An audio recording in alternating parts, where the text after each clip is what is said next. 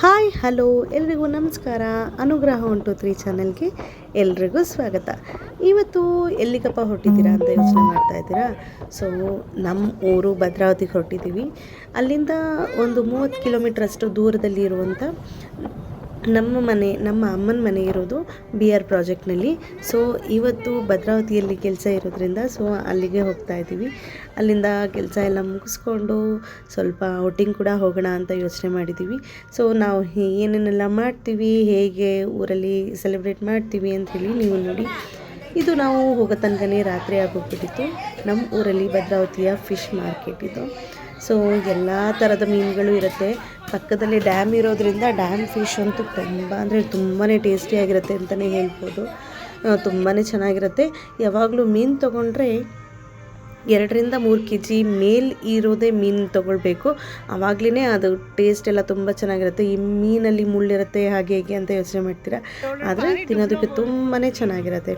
ಅಲ್ಲಿಂದ ಎಲ್ಲ ಊಟ ಎಲ್ಲ ಮುಗಿಸ್ಕೊಂಡು ನಾವು ನಮ್ಮ BRPನಲ್ಲಿ ಇರುವಂಥ ಚಾನಲ್ಗೆ ಈಜು ಹೊಡೆಯೋಣ ಅಂತಲೇ ಹೋಗಿದ್ವಿ. ಇಲ್ಲಿ ನೀರಲ್ಲಿ ಸ್ನಾನ ಮಾಡಿದ್ರೆ ಒಂಥರ, ಇಲ್ಲಿ ಈಜು ಹೊಡೆದ್ರೆ, ಇಲ್ಲಿ ರಿಲ್ಯಾಕ್ಸ್ ಮಾಡಿದ್ರೆ ಮಜಾನೇ ತುಂಬಾ ಚೆನ್ನಾಗಿರುತ್ತೆ. ಸೊ ನೋಡ್ತಾ ಇರ್ಬೋದು ನೀವು ಎಷ್ಟು ಎಂಜಾಯ್ ಮಾಡ್ತೀವಿ ಅಂತ. ಈ ಚಾನಲಲ್ಲಿ ನೀರು ಕಡಿಮೆ ಇರೋದ್ರಿಂದ ನಾವು ಇಷ್ಟು ಸುಲಭವಾಗಿ ಆಟಾಡ್ತಾ ಇದ್ದೀವಿ. ನೀರೇನಾದರೂ ಇದ್ದರೆ ಇಲ್ಲಿ ನೋಡೋದಕ್ಕೆ ಪ್ರಶಾಂತವಾಗಿಯೇ ಇರುತ್ತೆ ನೀರು, ಆದರೆ ತುಂಬ ಫೋರ್ಸ್ ಇಳ್ಕೊಂಡೇ ಹೊಟ್ಟೋಗುತ್ತೆ.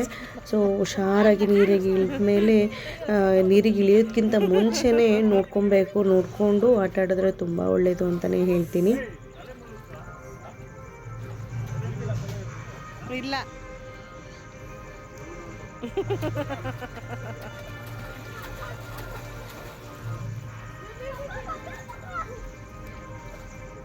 ಇನ್ನು ಚಳಿ ಅಲ್ವಾ, ಎಲ್ಲ ನೀರಲ್ಲೆಲ್ಲ ಆಟ ಆಡಿದ್ಮೇಲೆ ಇದು ನಮ್ಮೂರಿನ ಲಕ್ಕೊಳ್ಳಿ ಸಂತೆಲಿ ಕೂಡ ಸಂತೆ ಬೋಂಡ ಬಜ್ಜಿ ಖಾರ ಮಂಡಕ್ಕಿ ಯಾರಿಗಿಷ್ಟ ಇಲ್ಲ ಹೇಳಿ.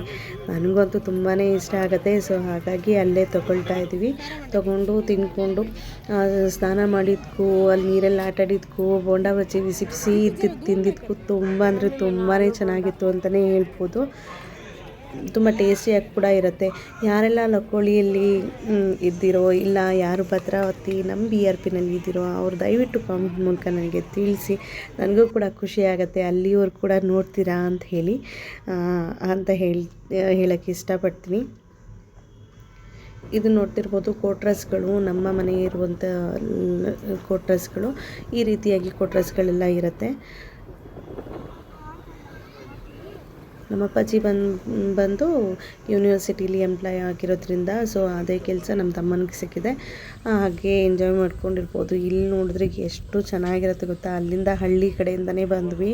ಹಳ್ಳಿ ವ್ಯೂ ಯಾರಿಗೆ ಇಷ್ಟ ಆಗೋದಿಲ್ಲ ಅಲ್ವಾ. ಎಷ್ಟು ಪ್ರಶಾಂತವಾಗಿರುತ್ತೆ, ಎಷ್ಟು ಹೊಲ ಗದ್ದೆ ನೋಡೋದಕ್ಕೇ ತುಂಬಾ ಖುಷಿಯಾಗತ್ತೆ. ಹೊಲ ಗದ್ದೆ ಆಗಿರ್ಬೋದು, ಹಲಸಿನ ಹಣ್ಣು, ಮಾವಿನ ಹಣ್ಣು ಎಷ್ಟು ಬೇಕಿದ್ರೂ ತಿನ್ಬೋದು, ಎಷ್ಟು ಬೇಕಿದ್ರೂ ತೊಗೊಳ್ಬೋದು. ಅಲ್ಲಿ ದುಡ್ಡು ಕೊಟ್ಟು ತೊಗೋಬೇಕು ಅನ್ನೋದೇನಿರಲ್ಲ, ಮೂಟೆ ಗಟ್ಟಲೆ ತೊಗೊಳ್ತಿದ್ವಿ. ನಮ್ಮ ಮನೇಲಿ ನಮ್ಮ ಮನೇಲೂ ಕೂಡ ಮರ ಇತ್ತು, ಮಾವಿನ ಮರ.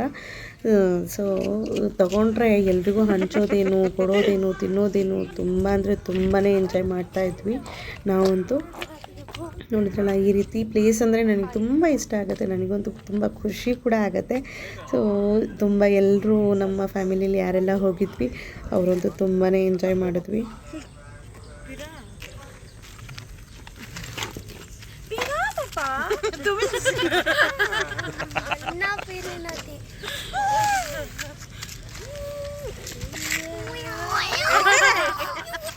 ಅಲ್ಲಿಂದ ಬಂದ ಕೂಡಲೇ ಮದರ್ಸ್ ಡೇ ಕೂಡ ಇತ್ತು. ಎಲ್ಲ ಆಂಟಿ ಮತ್ತು ಚಿಕ್ಕಮ್ಮ ಅವರು ಆಂಟಿ ಎಲ್ಲ ಇದ್ದಲ್ಲ.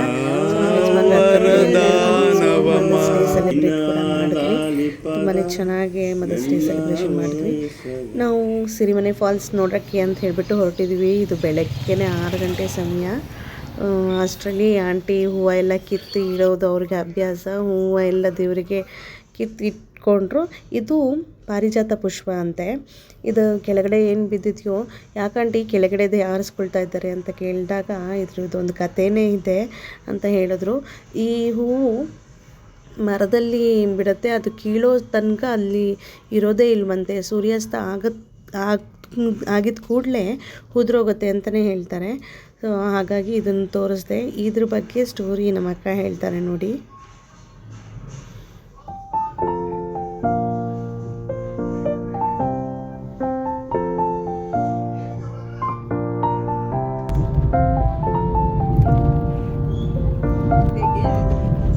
Bola aunty.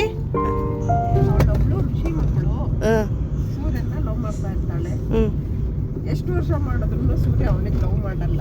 ಅದಕ್ಕೆ ಬೇಜಾರಾಗಿ ಪುಷ್ಪವಾಗಿ ಸೂರ್ಯ ನೀನು ಬರೋವರೆಗೂ ನಾನು ಸತ್ತೋಗ್ಬಿಡ್ಬೇಕು ಅಂತ ಹೇಳಿ ಉದುರು ಬಿಡ್ತಾಳೆ. ಅಷ್ಟೇ ಸ್ಟೋರಿ.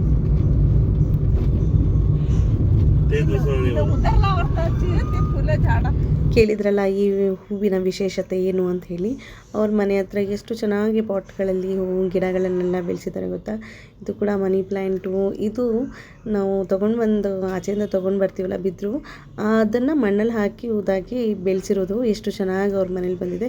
ಸಣ್ಣ ಸಣ್ಣ ಪಾಟ್ಗಳಲ್ಲೂ ಆದ್ರೂ ತುಂಬ ಚೆನ್ನಾಗಿ ಹೂವೆಲ್ಲ ಬಿಡುತ್ತೆ. ನನಗಂತೂ ತುಂಬಾ ಖುಷಿ ಆಗುತ್ತೆ ನಮ್ಮ ಆಂಟಿ ಮನೆಗೆ ಹೋದರೆ ಅಂತೂ. ಅದಾದಮೇಲೆ ಇವತ್ತು ನನಗೆ ಭಾಳ ಖುಷಿಯಾಗಿದ್ದು ಏನಪ್ಪ ಅಂತಂದರೆ, ನನ್ನ ಫ್ರೆಂಡ್ 19 ವರ್ಷ ಆಯಿತು ನಾನು ಇವಳು ಮೀಟ್ ಆಗಿ. ನನಗಂತೂ ತುಂಬ ಎಕ್ಸೈಟ್ ಆಗಿತ್ತು. ತುಂಬ ಅಂದರೆ ತುಂಬಾ ಖುಷಿ ಆಯಿತು ಅಂತಲೇ ಹೇಳ್ತೀನಿ ನನ್ನ ಫ್ರೆಂಡ್ನ ಮೀಟ್ ಮಾಡಿ.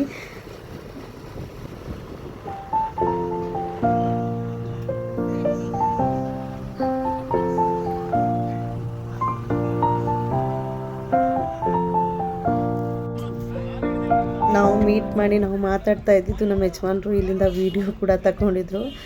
ಹೇಗೆ ಮಾತಾಡ್ತಾರೆ ನೋಡು, ಎಲ್ಲಿ ಶಿಲ್ಪ ಕಾಲೇಜ್ ಹೊಟ್ಟೋಗಿದ್ಯಾ ನೀನು ಅಂತ ಹೇಳಿ ರೇಗಿಸ್ತಾ ಇದ್ರು ನನಗೆ. ನನಗಂತೂ ತುಂಬ ಅಂದರೆ ತುಂಬಾ ಖುಷಿ ಆಯಿತು. 19 ವರ್ಷ ಆದಮೇಲೆ ಒಂದು ಫ್ರೆಂಡ್ನ ಮೀಟ್ ಮಾಡ್ತೀನಿ ಅಂತೇಳಿ ಅಂದ್ಕೊಂಡೇ ಇರಲಿಲ್ಲ. ಸೊ ಕಾಂಟ್ಯಾಕ್ಟ್ ಫೋನಲ್ಲಿ ಮಾತಾಡ್ತಾ ಇದ್ವಿ ಅಷ್ಟೇ. ಡೈರೆಕ್ಟಾಗಿ ನೋಡಿದಾಗ ಭಾಳನೇ ಖುಷಿ ಆಗುತ್ತೆ, ಭಾಳ ಎಕ್ಸೈಟ್ ಕೂಡ ಆಗುತ್ತೆ. ನನಗಂತೂ ತುಂಬಾ ಖುಷಿ ಆಯಿತು. ಅಲ್ಲಿಂದ ಕಾರಲ್ಲಿ ಎಷ್ಟೊತ್ತು ಕೂರ್ತಾರಲ್ವ ಮಕ್ಕಳು. ಸೊ ಅವನಿಗೆ, ನನ್ನ ಮಗನಿಗೆ ಓಡಬೇಕು, ಆಟಾಡಬೇಕು, ಇದೇ ಮೆಂಟಲಿಟಿ ಜಾಸ್ತಿ. ಸೊ ನಾವು ಗಾಡಿನ ತೊಗೊಂಡು ಹೋಗ್ತಾ ಇದ್ದರೆ, ಇಲ್ಲ ನಾನು ಸ್ವಲ್ಪ ಹೊತ್ತು ದೂರ ನಾನು ನಡ್ಕೊಂಡು ಬರ್ತೀನಿ ಅಂತ ಹೇಳ್ದ. ಸೊ ಅದಕ್ಕೆ ರನ್ನಿಂಗ್ ರೇಸ್ಗೆ ಅವ್ನಿಗೆ ಮುಂದೆ ಬಿಟ್ಟು ಗಾಡಿ ತೊಗೊಂಡು ಹಿಂದೆ ಹೊರಟೋದ್ವಿ. ಅವನಿಗೆ ಗಾಡಿ ಅವನೇ ತೊಗೊಂಡು ಹೋಗ್ತಾ ಇದ್ದಾನೇನೋ ಅನ್ನೋಂಥ ಒಂದು ಫೀಲಿಂಗ್ ಅವನಿಗೆ. ಎಷ್ಟು ಖುಷಿಯಾಯಿತು ಗೊತ್ತಾ ನನಗಂತೂ. ನನಗೂ ಕೂಡ ಖುಷಿ ಆಯಿತು, ಅವನಿಗೂ ಕೂಡ ತುಂಬ ಖುಷಿ ಆಯಿತು. ಇವಾಗ ನನಗೆ ಮನಸ್ಸು ಸಮಾಧಾನ ಆಯಿತು ಅಂತ ಹೇಳ್ತಾನೆ ಅವನು ಕೂಡ.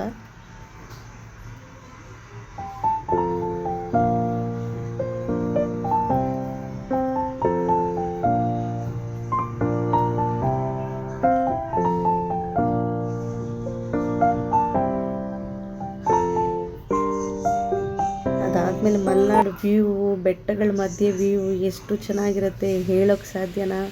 ನಾವಂತೂ ಸಿರಿಮನೆ ಫಾಲ್ಸಿಗೆ ಹೋಗಬೇಕು ಅಂತ ಹೊರಟಿದ್ದು, ಆದರೆ ನಮಗೆ ಸಿರಿಮನೆ ಫಾಲ್ಸಲ್ಲಿ ನೀರೇ ಇರಲಿಲ್ಲ. ನಾವು ಹೋದಾಗ ಫಾಲ್ಸಲ್ಲಿ ನೀರೇ ಬೀಳ್ತಾ ಇರಲಿಲ್ಲ.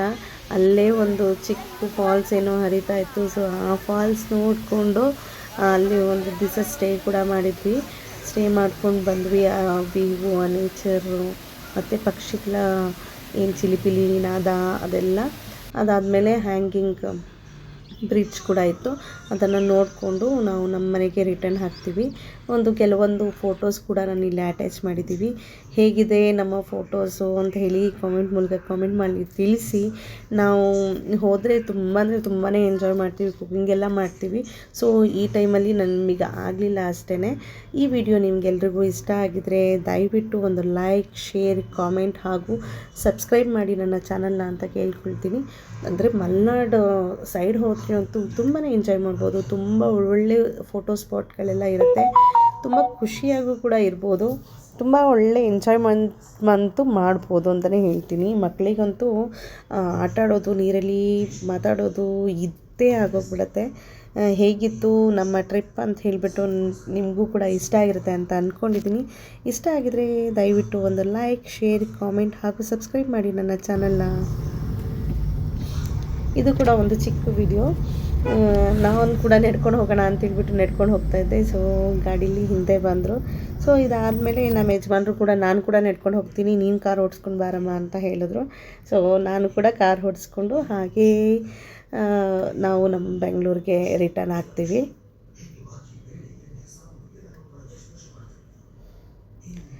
ನೋಡಿದ್ರಲ್ಲ, ಈ ವಿಡಿಯೋ ಇಲ್ಲಿಗೆ ಎಂಡ್ ಮಾಡ್ತೀನಿ. ದಯವಿಟ್ಟು ನನಗೆ ಸಬ್ಸ್ಕ್ರೈಬ್ ಮಾಡಿ, ನನಗೆ ಸಪೋರ್ಟ್ ಮಾಡಿ ಅಂತ ಕೇಳ್ಕೊತೀನಿ.